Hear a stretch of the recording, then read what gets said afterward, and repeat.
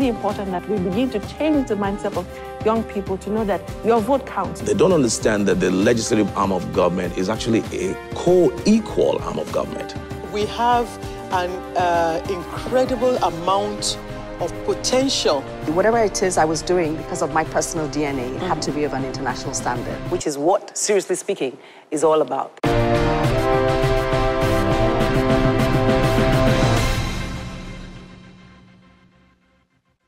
Welcome to the show. For the past few weeks, we've been talking about how much governments can do or not do, and also how much the non-governmental sector can do to help with development of the nation. Everything is not for government to do, but government must do its part. But first, the non-governmental sector has to do its part as well. How well have they been doing it? And what are the challenges that they face? One of the things that we heard from everybody who's spoken is funding. Funding.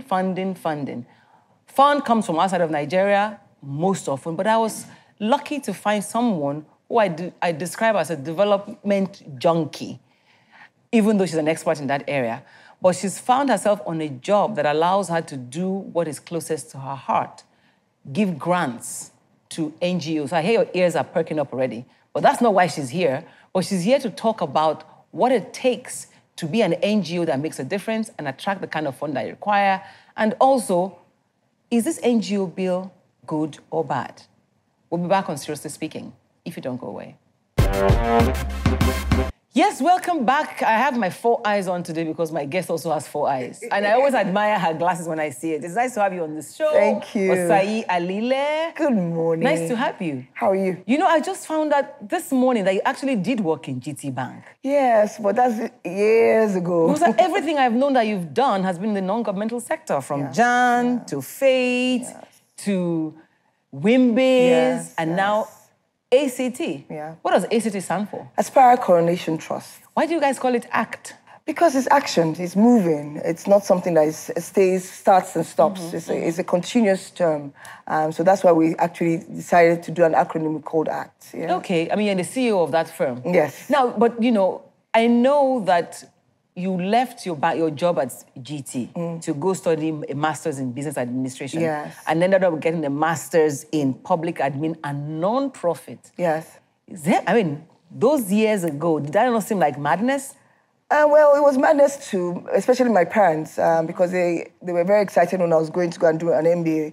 And my father is an MBA-trained person as well. So he just assumed that, okay, that's what I'm going for. Are you the first child? No, I'm actually the third. But yes, but I'm the one that's based here. So I got there and started doing a bit of work in voluntary work. This was in the US? This was in the US. And I got very excited about it. But I knew that we didn't have the structures in Nigeria. And so I just kind of tweaked my course a bit and then went into the MPA field. And it's been absolutely When you were amazing. doing that, did you have an idea of where you would work? I mean, there was no place at that time, you know. No. A decade ago. No, I didn't think I was going to come back home at that time. I just thought, okay, I'll find something to do here.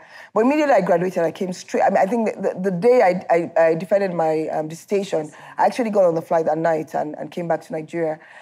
Because I knew that there was a lot of work to do in Nigeria. I felt that the potential here was even more than anywhere else in the world. I just wanted to come home. So where did you expect to work? I didn't, at that time, I had no clue. This is what they call madness.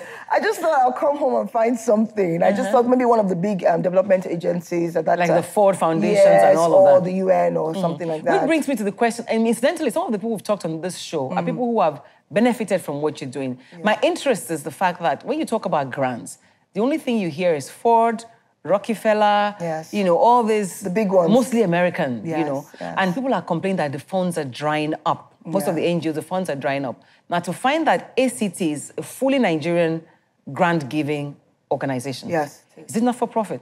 It's not for profit. It's not for profit, but what we do also is we look a little more like a social venture.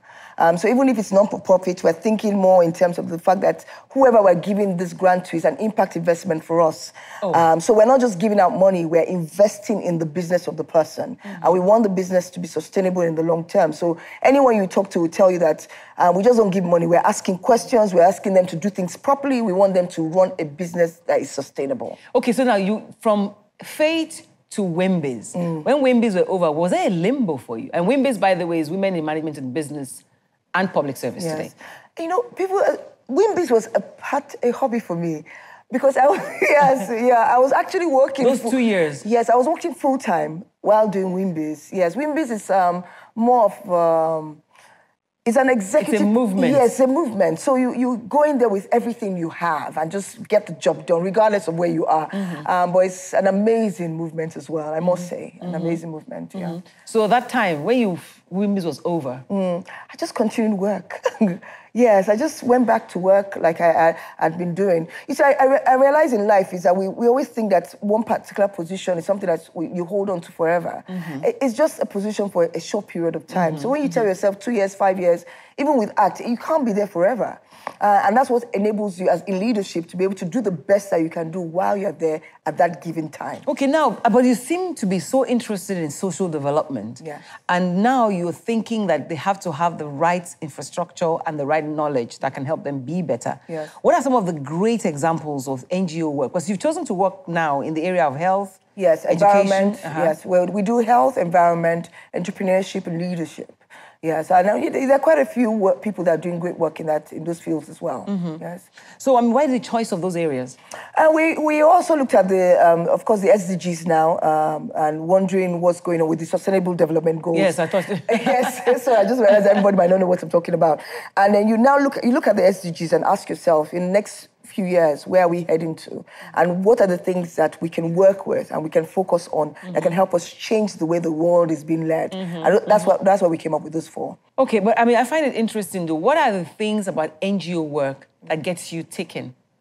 Gosh, I think it's innate. One thing is innate. You know, when people come and talk about business and they talk, I'm so passionate about this. It's the the thing. The NGO world is a passion, but it's also a business to me. It's a career. It's my life. But it just makes me, when I talk about it, I talk about the work that people are doing, I get very excited because I can see the changes. I went to one of our grantees yesterday and I sat in the projects that we're doing. Is in the health or? Health. I did two of them in the health yesterday. One in cancer and the other one in vision. And someone put on his glasses and was like, my goodness, I've been in bondage. And he was screaming and he has never had glasses before. He was 52. And he was so excited, and he said he thought he was going crazy, that he just couldn't see anything, people were blurring out. These are simple things that we think, okay, it's not a big deal, but those are simple things to a certain percentage of who the society is. Absolutely. The other 95%, it's such an issue for them to go to an optician when there are other issues that they have to pay school fees and stuff like that. So when someone is giving them free glasses, so with those things, it makes you so pleased and happy. Sometimes people say NGO work is like telling government, not to worry, we'll do it. No, not at all. Not at all. I think we all have to work together. We can't work in isolation. They can't work in isolation. It's the same way that the private sector is getting involved in a lot of things as well. We all have to work together, and I think they have to see it that way as well.